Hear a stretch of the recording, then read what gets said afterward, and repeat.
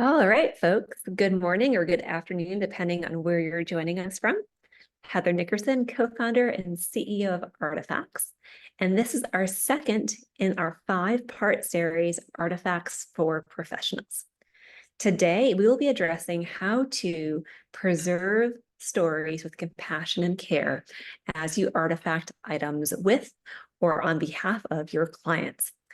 So a little something different this morning or this afternoon. We're going to start off with a quick show and tell, or actually it's more of a, is it trash or is it treasure? What I'm going to do is I'm going to show you a couple of different objects. And if you want to join us for the game, please feel free to pop in the chat what you think the object is. If you were downsizing, decluttering, or organizing someone's home, or helping them deal with end of life or inheriting an estate. So the idea is, I'll show you the first item. It's an old cookbook, tattered, battered, has definitely seen better days.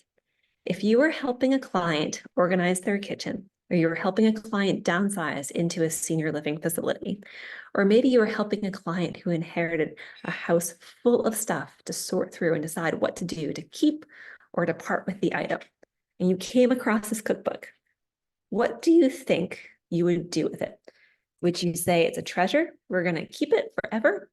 Or would you say, that's seen better days. How about we rehome this or recycle this? So pop in the chat, is it a trash or is it a treasure?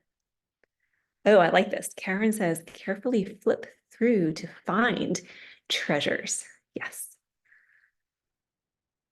All right, when you guys are thinking about the cookbook, I want to turn off my video. We're going to take a very quick field trip to our next item. One moment. So I'm still thinking about that cookbook. Is it something that is a priceless family heirloom, or is it something that has seen better days and should be recycled or rehomed? Or if you're doing a full house clean out, does it get tossed in the trash?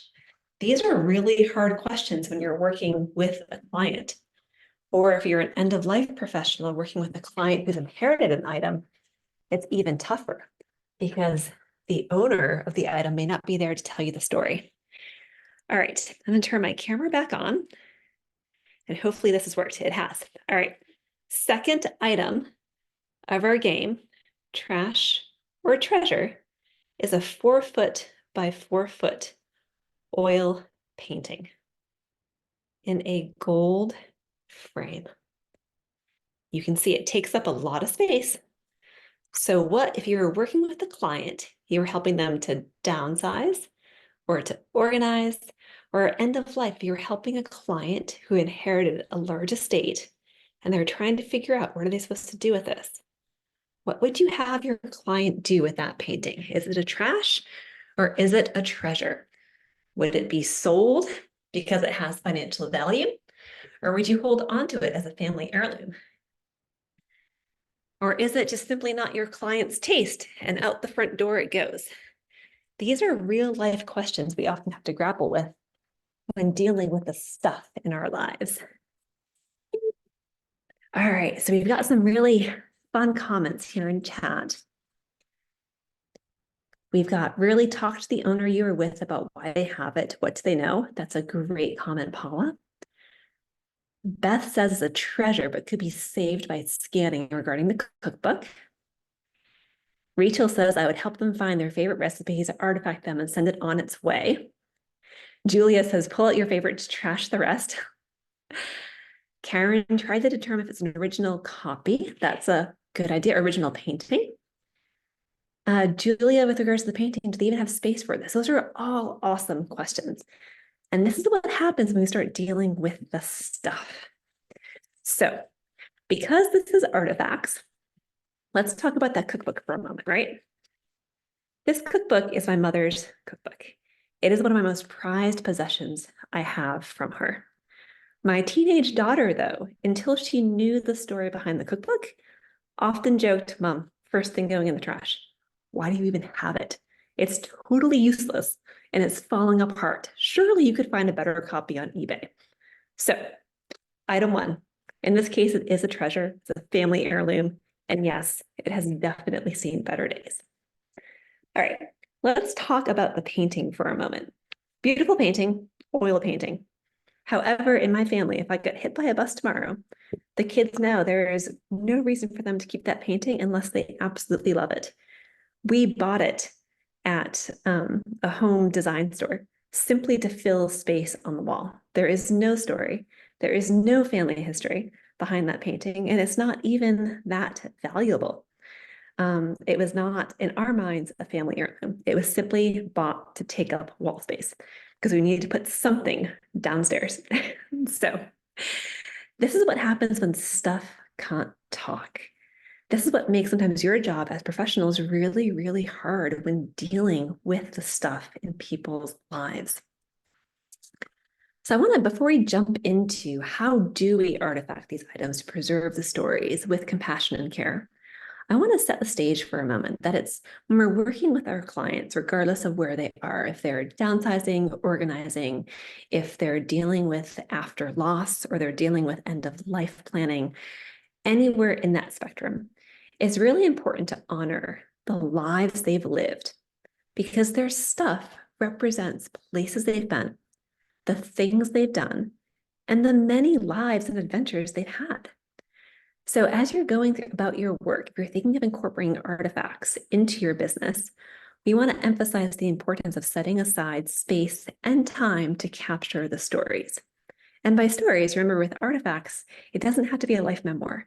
It can simply be a statement of fact. This is my mother's cookbook. Dear daughter, please do not toss it out. Or that painting has no special meaning to us. If you like it, great, keep it. If you don't, feel free to sell it or donate it, whatever you want to do. But stories can be as simple as that. They don't have to be, again, a 5-paragraph ode to the object. Any details you can help your clients add to the items as they artifact is really important. That said, today we are going to be focused on how do you help your clients capture those stories? How do you help them share those stories? I'm going to go through kind of our top tips, looking at getting out the initial details, telling a longer story, working with your clients to elicit the information for a longer story, what questions to ask them to get them thinking about it. And then I'm going to highlight 3 features we have at Artifacts to ensure that those stories are told with compassion and care.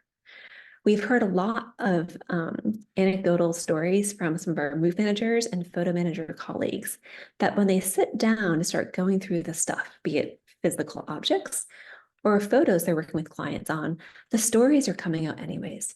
You start hearing as you're packing up the china, like, oh my gosh, we got this for our wedding. The stories flow. Same thing looking with old photos.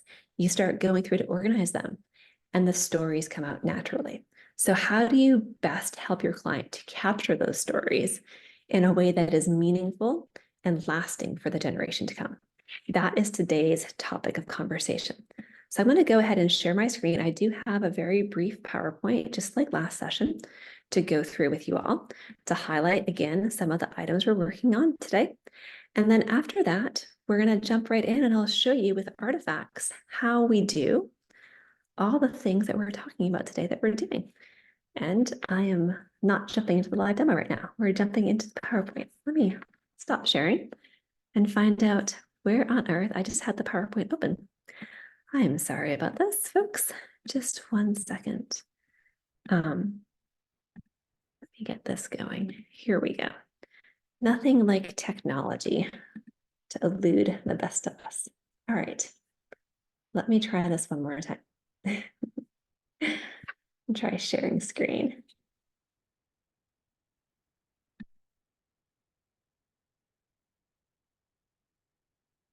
All right. Here we go. Perfect. All right. So how to capture those stories? The first part when asked is always we say start with the obvious. You can pick an object. I'm going to go back to the cooking book example here. Pick an object and say something true about it. Sometimes it's not obvious to others. In this case, when I first made this artifact, my first thing that I wrote was, this is my mother's cookbook, which until my daughter read that artifact and until I told her the story, She had no idea. Remember, in her mind, it's a pretty messed up cookbook. After you've stated something true, what makes the item special or unique or valuable to you? Why have you taken the time to tell this story or to even capture these details? That's the next piece. So for me, when I made this artifact, it was my mother's cookbook. And then I went on, my second sentence was, it's one of my most prized possessions.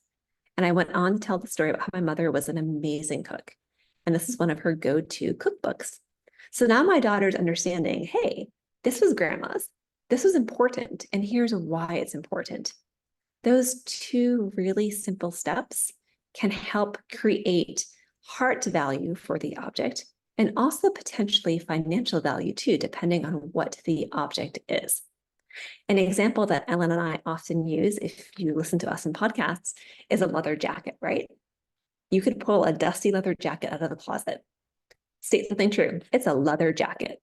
In the next breath, that was worn by Bon Jovi on stage. Wow, okay. It's no longer just a leather jacket, but a leather jacket with quite a story. And now that we've elicited that single sentence, it probably has tremendous financial value. Again, this is why starting with something true is so important. We also want to note, we stressed this in the last session, but since we're diving into stories, don't get tripped up by a story. Sometimes if you ask your client for, tell me the story about this object, that may seem like an overwhelming question, which is why we say, hey, tell me something true about this object. What do you know about it? And then what makes the item special to you? At Artifacts, your story could be a photo or a snippet of video or audio. It could be a title. It could be a few words. You don't have to create, again, an entire memoir. You can add bits and pieces to it over time. You can add more details as you remember them. The important thing is to document the item or help your clients document the item. And then if they get stuck or tripped up, you can quickly move on to the next item. If, however, they're in the storytelling mode and they're talking away, don't forget, if you're working on the app, simply hit the record button and get an audio file of them telling the story. Families love it when they have artifacts shared with them that have the audio and video. If you're working with a client who wants to tell a story, but they're getting stuck, they don't know where to start, we have in the artifacts field, you'll see, we have next to the story field a little yellow light bulb, and I've blown up the little pop-up here on the slide on the right-hand side. That yellow light bulb pops up inside the artifact, and I'll show you this during the live demo, and it provides you essentially story prompts, questions to ask your client. And at Artifacts, we like to start with the really simple questions. What is it? Where did you get it? Who gave it to you? And then you can add other bits and pieces depending on what the item is. Do you have a funny or sentimental story or memory about it? Is it part of a collection? What makes it unique if it is part of a collection? Had it a while? Why are you keeping it? If it's new to you, how did it come into your life?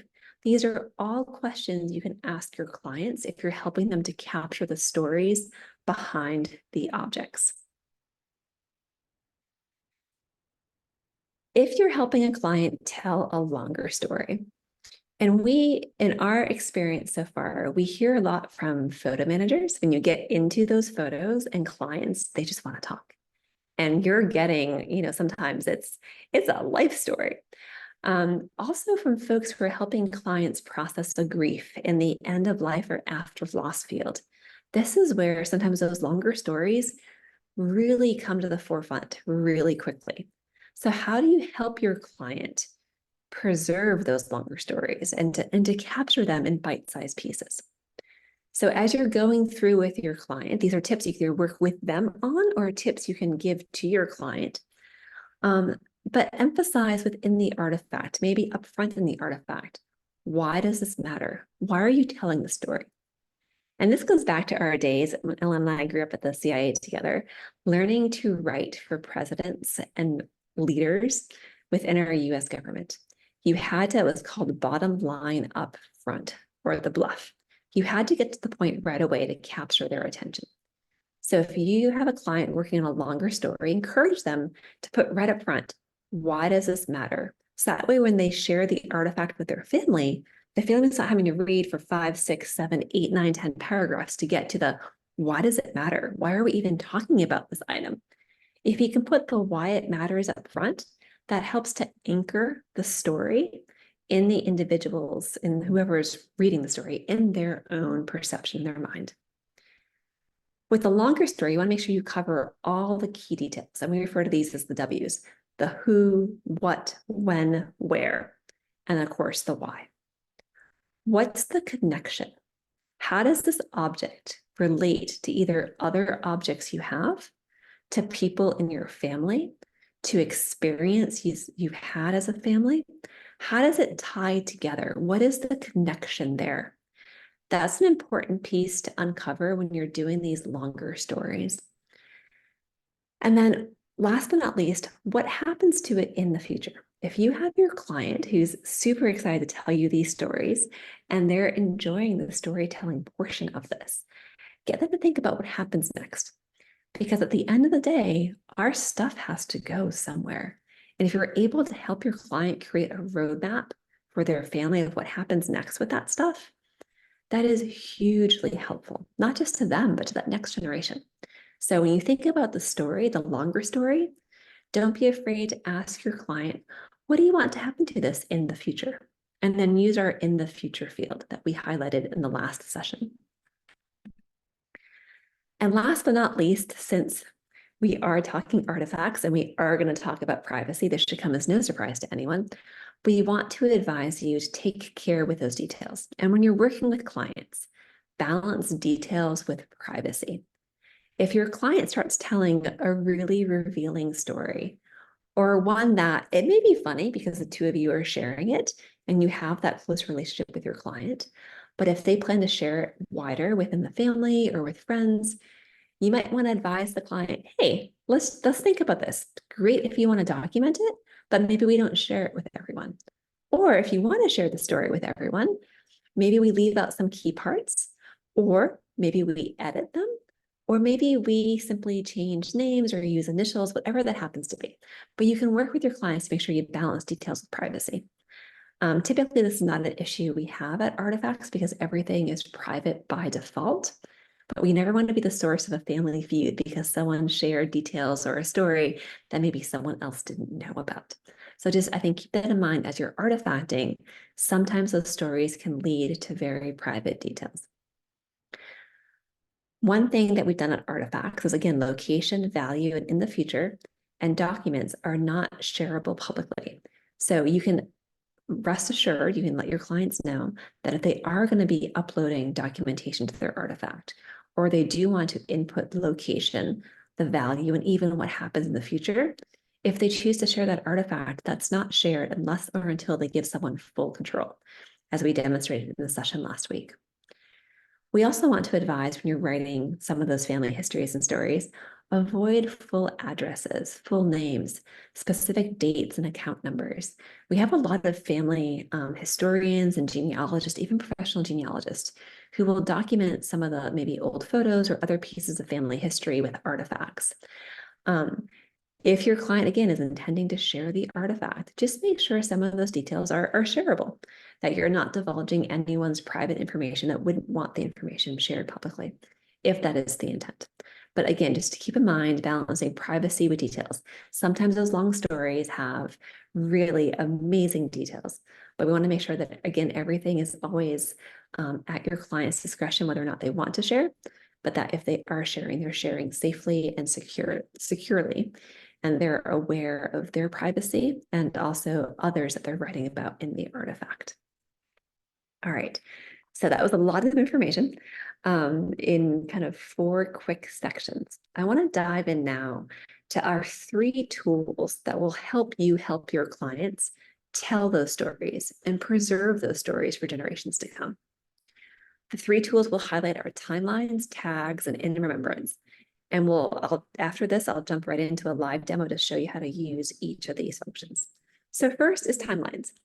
Maybe this is new to you. Maybe you've never seen an Artifcts timeline before, but timelines are a great way to help clients organize all those details, all that stuff literally over the timeline of their life.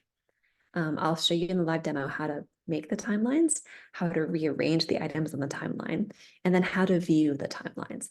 But when clients start creating their artifacts collection, they love seeing it in timeline view because the timeline itself tells a story in a way that simply just reading an artifact by itself can't. The second feature are limitless custom tags. And this is an example of an item that I inherited from my mother's estate. And all of those items I have tagged with mom's estate. So when I'm telling the story, remember we talked earlier when telling the story, one of the important things to include, if you're considering it, are the connections. So in this case, I've connected all of my items, all of the artifacts from my mother's estate with a single tag, mom's estate.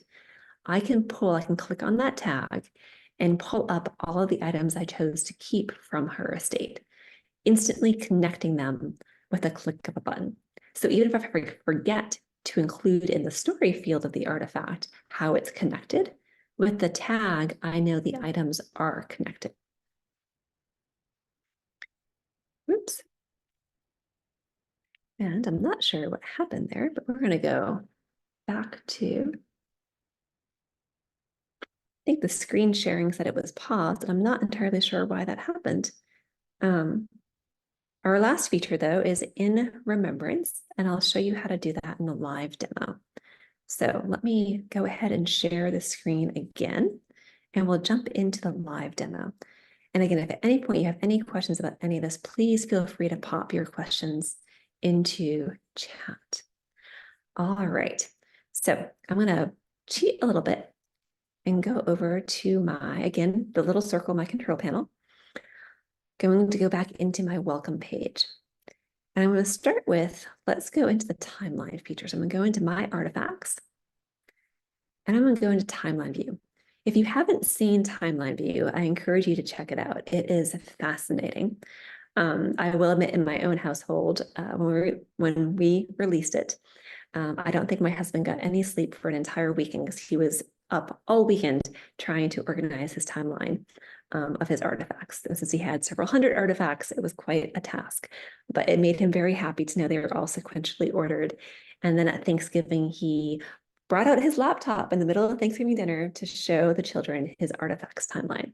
So it was very funny to watch and see from our perspective. But this is your timeline view. When you're logged into your artifacts collection, or when you're working with a client, you have the list view, you have tile view, you have flipbook view, and you have timeline view. Timeline view, again, enables you to view your artifacts over the timeline of your life, or as far back as your artifacts collection goes. You can, within your timeline, you can view it by year or view it by decade. You can add time period notes to note what is happening during this year or this decade, and also invert newest to oldest and oldest to newest. So in my case, my timeline starts 1829 with a photo of the Nickerson Family Association original homestead house. I have items I inherited from my great-grandparents in the 1890s, 1900s, and then again, I start with the 1960s with my mother's cookbook. When you create your timeline, or when you're helping your clients create their timeline, it's really fascinating to see, again, that story unfold. In my case, I'll just show you a little sneak peek here. Don't have too many artifacts from 2024 yet. The year is still young. I want to scroll down here. So our COVID days, right? This is kind of the start of COVID. This was really like in the thick of it. And with a young family, I have a lot of homeschool projects I artifacted. But I can look at this and be like, oh yeah, that was our COVID year. There was a lot of things that happened there. I can go down to, the year Ellen and I started Artifacts, go down to the year my husband and I got married. 2018, there was a lot of travel involved there. Same thing with 2017, my daughter started kindergarten. These are all the items you can kind of see over the years and see where that story, what the story is told. The year my daughter was born, the year I served in Afghanistan. But you can start seeing how the timeline really does tell that story of where you've been, what you've done, kind of those key events in your life. So as you are helping your clients create artifacts, you may be wondering how on earth do they get in the timeline? I'm going to pop into our Make a New Artifact feature and I'll show you. So if you're helping your client create an artifact or they're working on their own after having a session with you, as long as your client fills in either the date acquired right here or how old is it, it will populate to the timeline. Yes, we've got a question. Oh, thank you. Susan's saying she loves the timeline feature. So if you populate one acquired by you, if you know, or your client knows exactly when was this item acquired, fabulous, put in the exact date.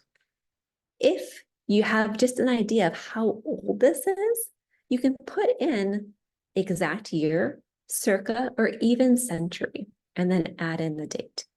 Either one of these fields will enable you to populate the artifact to your timeline.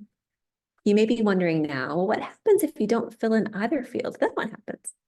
Your artifact gets essentially added to your timeline based on the date you created it, which is why my husband, when we first released this right before Thanksgiving, he spent an entire weekend going back and rearranging his timeline, because at that time, all the artifacts had auto-populated to that date when he created them.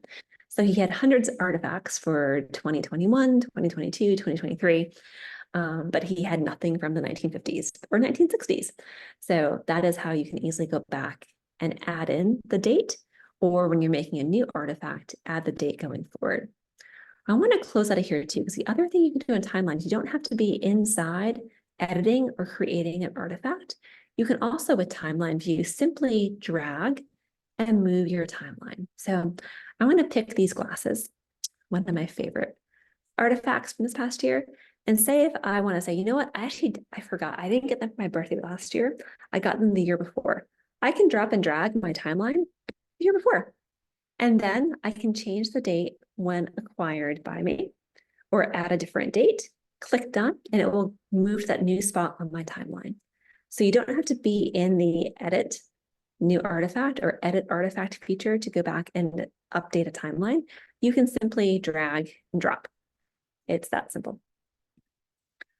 All right. So that is time shells in essentially timelines in a nutshell. It's been a long day and haven't had enough tea so far. Our next feature I want to go into are tags. And I've cheated. I've pinned some of my favorites. What I did this past weekend, I actually gave myself a homework assignment. I realized that I hadn't artifacted any of our honeymoon photos or any of our honeymoon items. So I spent the weekend going back in time and artifacting from our honeymoon, because I realized there are some items around the house and even some photos we have framed that the kids, it's a trail sign, or in this case, it's a tree with a red, white striped flag on it. Like, why do you have that framed? So we went back in time and artifacted. Why I'm sharing this is that I used, in doing so, I used a lot of tags, because the items had multiple categories. I wanted to link them to, again, tags, helping you build those connections. I'm going to share one that's private and also personal, but very funny as an example with you all. So one of the hikes my husband and I did in our honeymoon was called Sasso Piatto. The funny thing about this hike is we started it, and then it started thundering and lightning and raining and hailing. And I even added a video, at which point we decided to turn around when even the cows decided they'd had enough. So I have, for each of these artifacts though, I have all of these tags. So I have our honeymoon tag. I can click on that tag and see all of our artifacts that are linked to our honeymoon, not just the photos, but the hiking boots that I wore, the framed photos. This is one of my favorites. This is actually, the wooden sticks are actually my first artifact I ever created. And I made them when we first launched Artifacts, because at the time we had a brand new golden retriever puppy. And as you could tell, I had a antique glass full of wooden sticks sitting on my dresser. So I was concerned that the kids would think, great, new puppy, wooden sticks, chew toy, fabulous. I didn't want that to be the case.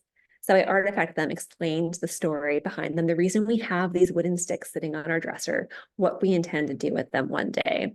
And then I included the photos from where we collected the sticks on one of the hikes that we went on during our honeymoon.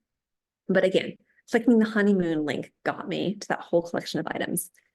I'm going to click on another link that I've done is I do a lot of, I artifact our trips together. And this is really for the memories, it's for the photos. It's not so much, these aren't items that are going to be passed down from generation to generation, maybe some of the framed photos. But in my case, we do a lot of travel. And after a while, some of the, in this case, we went to Greenland, some of those icebergs look like just any other iceberg. So for me, I told the story behind the items. Tags, again, allow you to connect and create stories by simply linking the artifacts together. You can see going back to the honeymoon tag, when I share this with the children, they're able to click on the tag themselves and see the other artifacts with that same tag shared. So they can see right away, like, okay, it was a hiking honeymoon. That's why those photos are framed on the wall. That makes sense now. Yep, we don't give the dog the sticks. And these are some of the hikes, the things that our parents saw, what they did. We've even, in our case, since we are avid hikers, we've included trail maps for these hikes. Maybe one day our kids may want to go back and do the same hikes. I know, wishful thinking, what can I say? I may be a minimalist when it comes to stuff, but sentimentalist at heart. But in this case, you can see there's the trail map right there, linking this all together and telling a complete story. That's how tags help you help your clients put together those connections. You can see here is a very long story. But again, they're all linked right here. All right, last but not least, the other feature I do want to highlight how to use is our In Remembrance feature. And I want to share a couple stories about this before we go ahead and share this feature. I'm going to show you to another great resource here. Under our Inspiration tab, we have Remembering Whom We've Lost. If you're working with clients who maybe they've inherited an entire estate and they have to clean out and go through it, or maybe you're working with a client after loss, or someone who is going through the end of life process, we have an entire resource page here at Artifacts, Remembering Who We've Lost, with resources for you, for your clients in this situation. We have heard time and again how artifacts have helped families deal with loss and grief on their own terms. And I will say first thing, I wish my mother had artifacts and had artifacted before she passed away, because it would have saved me and my brothers years and years of grief and stress trying to figure out what on earth to do with all her stuff. And even some cases, what was it? So we offer tips and tricks here. We also have our End of Life Preparedness and After Loss Support Guide. This is a great resource. You can print it off, download it, send to clients who are experiencing a loss or going through grief. This guide helps give them tips on how artifacts can help support you in that after loss or in that end of life process. But just know it is a resource for you all to use with clients as appropriate, or simply use yourself as a resource for you in this space. So back to the story sharing for a moment. We've heard from funeral directors, we've heard from Artifacts members, we've heard from folks who have planned end-of-life celebrations. And what we often hear is that people will come to these end-of-life celebrations with a photo or a memento from the loved one that the family never knew about. So what we like to encourage is with artifacts, you can ask people ahead of time, in lieu of flowers, please create an artifact about my loved one and make it in remembrance. The In Remembrance feature makes this very easy to do because it allows you or your clients to ensure that information is kept safe and secure and is shared with the family for when they're ready to process that. Sometimes grief has no timeline. It may take one person a month to process, another person a year. And sometimes it's really hard to remember all those stories when they're being told to you in grief or while you're processing the grief. If you're able to go back and look at them on your own terms when you're ready, you're able to enjoy them much more and also digest the information. So let's talk about in the future and how this works. So I'm going to go over here back to making a new artifact. You can make your artifacts as typical, as you typically would. When you go to share the artifact, let me pop into one of my favorites. One second while it's thinking. Let's just say I'm going to do an artifact in remembrance. If I go to share this one, I can share in remembrance. I can pick, I'm going to see, who haven't I shared this with yet? Let's do Hayden. And I can click down here and give him in remembrance. So I could send this artifact over in remembrance with a note. And I can say, dear Caden, this is a photo of your grandfather. Here's the story behind it. Here's why it matters to us as a family. Here are all the details. Grandpa was a really special person, and I hope you'll be able to keep and refer back and reflect on this memory when you're ready to do so. So you can share an item in remembrance. When you share an artifact in remembrance, it ends up going to the recipient with a little black band across the upper left-hand corner. And that signifies this artifact is shared in remembrance for them. From our privacy and security perspective, we have a lot of families who say, well, I'll use the obituary, the public obituary website to do so. I'll share the memories there or share the old photos, which if that's what you're comfortable with, that's great. But sometimes you want to share private memories or private stories or items that you don't want others to really know about. And that's where artifacts can help to privately share those memories and give them in remembrance to the family that's grieving the loss of a loved one. Again, in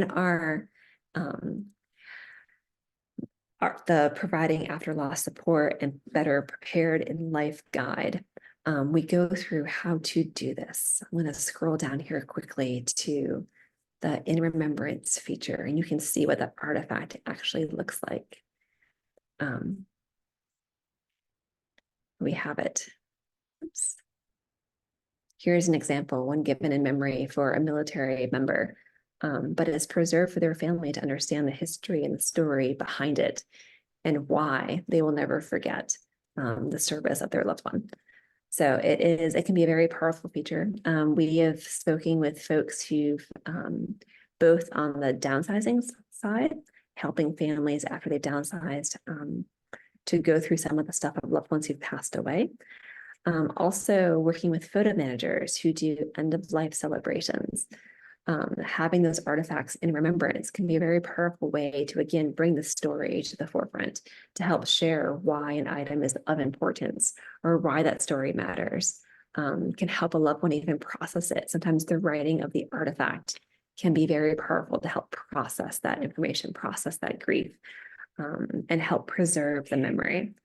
So that is, I'm going to pop over. I think we've got some questions or comments. Thank you, Rachel. Rachel says, love this feature. That is what we had in store today. Those were the top 3 features I wanted to cover with you, how you can help families use artifacts to tell stories and preserve stories with compassion and care. Again, it's our timeline feature, great for seeing literally your life through the stuff you've accumulated and why it matters. Our tags, which are great at connecting the items together, either around a common theme or an event, whatever it happens to be. And then our In Remembrance feature, which can be very emotional. I think you heard me getting a little teary-eyed there when I was talking about it, but it's true. It's one of those things where I think back to my own mother's passing, and we had family and friends that I didn't know we actually had. Being a New England family, we weren't exactly always that super duper close and great with emotions. So I had distant cousins and second cousins and, great aunts and others that I didn't know were actually my family. And after she passed, I started, getting stories and I started getting photos, and it was amazing. But at the time, I was unable to process it. So being able to work with clients and using the In Remembrance feature, which allows them to process it and accept it and to digest it when they're ready for it, that can be very powerful. The other thing In Remembrance can be great for is, again, those celebrations of life. You can have, if you have a display screen, you're going through old photos, you can pop artifacts up there too. It's a great way to show, again, the photo and the story, or maybe the video and the story, or if you have a display table for different objects or different photos over a loved one's span of their life, you can include the QR codes with the artifacts. People who attend can scan the QR code up, pops the story and the history behind the actual item. There's a lot of ways you can work with families to use that In Remembrance feature, depending on where they are in that process of end of life, after loss, and grief. On the personal front, on the tags and timelines, I love it. It's how I tell my story. It's how I connect the dots for my family. Both my daughter and my husband think it's really funny sometimes the tags that I use, and because they are limitless and they're completely customizable, you can make up your own tags all the time. So you can get creative. I think I shared last session that I have a tag for "That's my girl" for all of my daughter's artwork, which I definitely did not keep all of it. Same thing with my mom's estate. Again, I shared that how I have a tag for just her estate. I also have a tag for just her recipes, her favorite ones. And although I have artifacted her favorite recipes, I am keeping the cookbook because it is a piece of her family history. It has all the spots and splotches and stains and even her handwriting of the substitutions she made or what she thought of a recipe or how she would have done it differently. So to bring it full circle, we hope that you'll be able to find and utilize the features within Artifacts to help your clients tell those stories, preserve their memories, help them build their legacies one object at a time. And with that, I will stop for questions.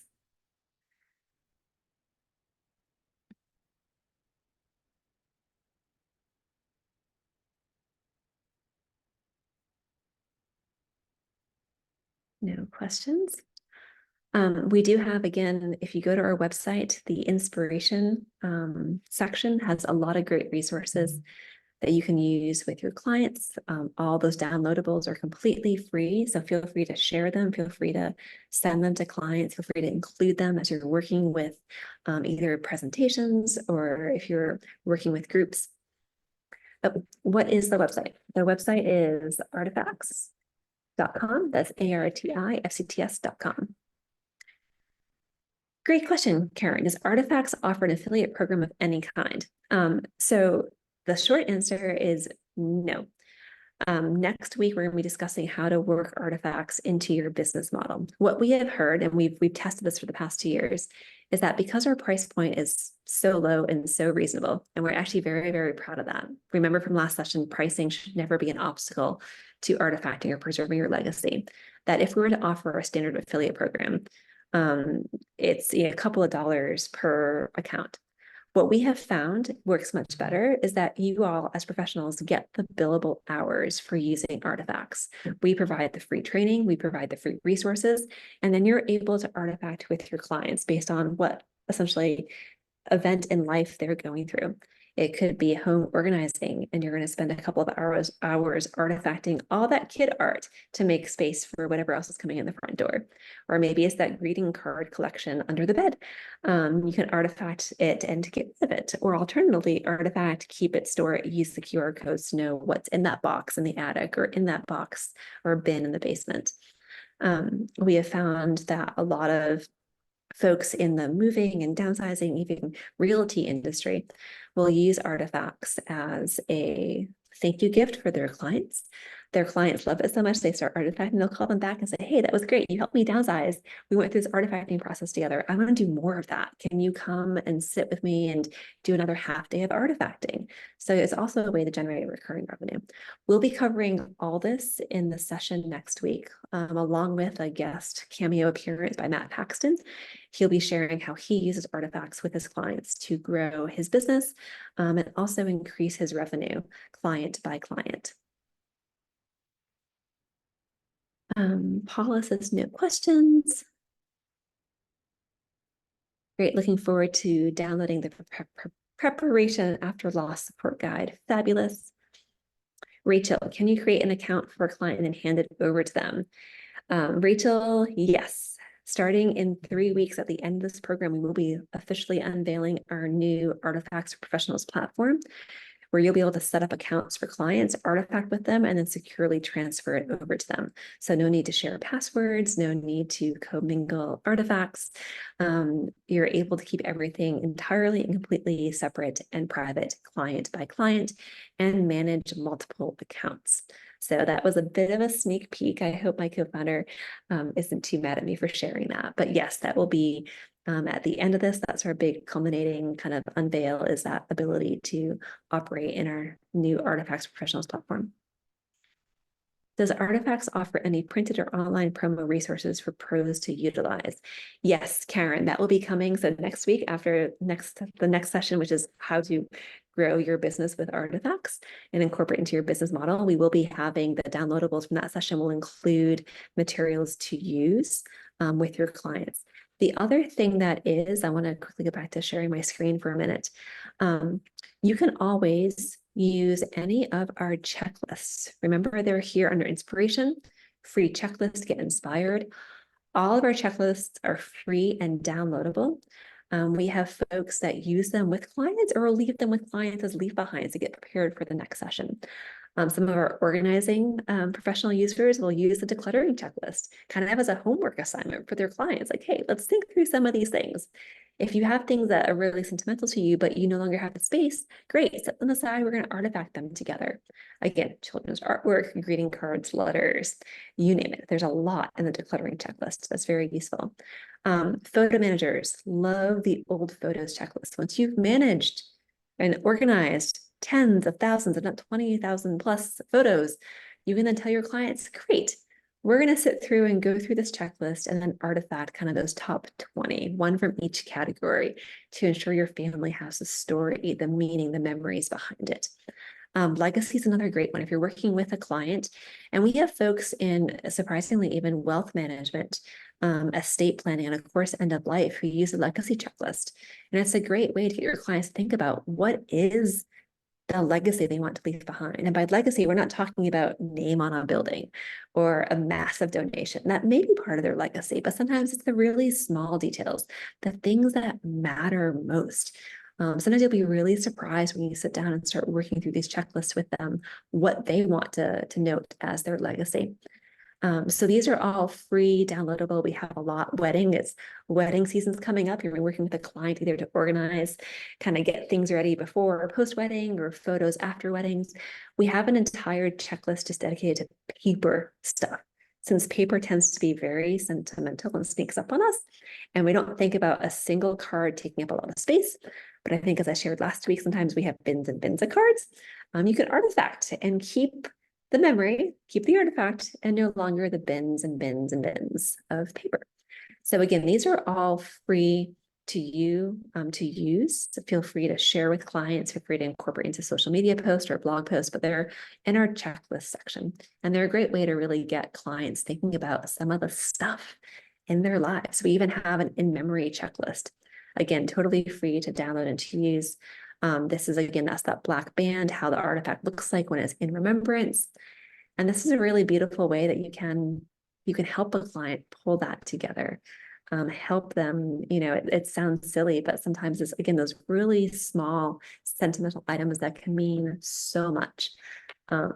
If you're planning an end of life celebration or a memorial or a tribute to a loved one in your client's family. I also want to note that I heard I was at the Photo Managers Conference last month, and Bonnie Hillman had a fabulous in her presentation about how to memorialize loved ones. She had a suggestion about, starting to throw ourselves kind of our living funerals. And I think this would be a great checklist for a living funeral. Take the in-memory checklist and then have your client work through each item and then share it with everyone that comes to the living funeral, where you're still alive to, receive the oohs and the ahs and the love, and that I never knew that about you. But again, so that's a very long answer to the question, Karen. But we do have a lot of resources that are totally free, shareable, downloadable for you on Artifacts to use with clients. Let me see what else we have for questions. Yes, next week's session will also be at noon on Tuesday. So we'll post about that tomorrow. And when I send out the email from this session with the recording, and I'll also attach the preparedness guide as well.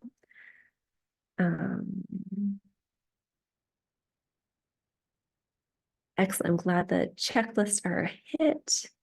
Beth says, I've downsized 3 times in my life, including my late husband and father. So I am passionate about downsizing. I would love to do this full time. Beth, that's fabulous.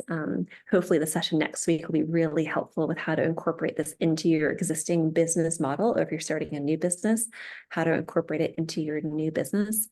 We'll go through kind of the 2 most common ways professionals have used artifacts, either as part of bundled services or as an hourly add-on. But we'll walk through in detail how that works. We'll share some examples that we've heard firsthand, we've learned firsthand from our professional partners, how they do it, price points, how they approach clients. And then we will have the downloadable handout for next week will be essentially selling points for you to use with your clients. A big one, I'll give you a sneak peek, as a big one is how to create that lasting legacy. Typically, when you start talking with clients about legacy, and it could be from downsizing to photo managing, end of life, estate planning, that's the word that really gets their attention because they're thinking about it. They may not admit they're thinking about it, but it's something we all think about. I won't lie. I often wonder if, something happened to me, like, what would my daughter remember? And yes, I am biased, but I think that she'll know me better because of my artifact. She's going to know my personality. She's going to see them and laugh, and she may even be surprised on the things that I have artifacted or that I have kept, including the cookbook.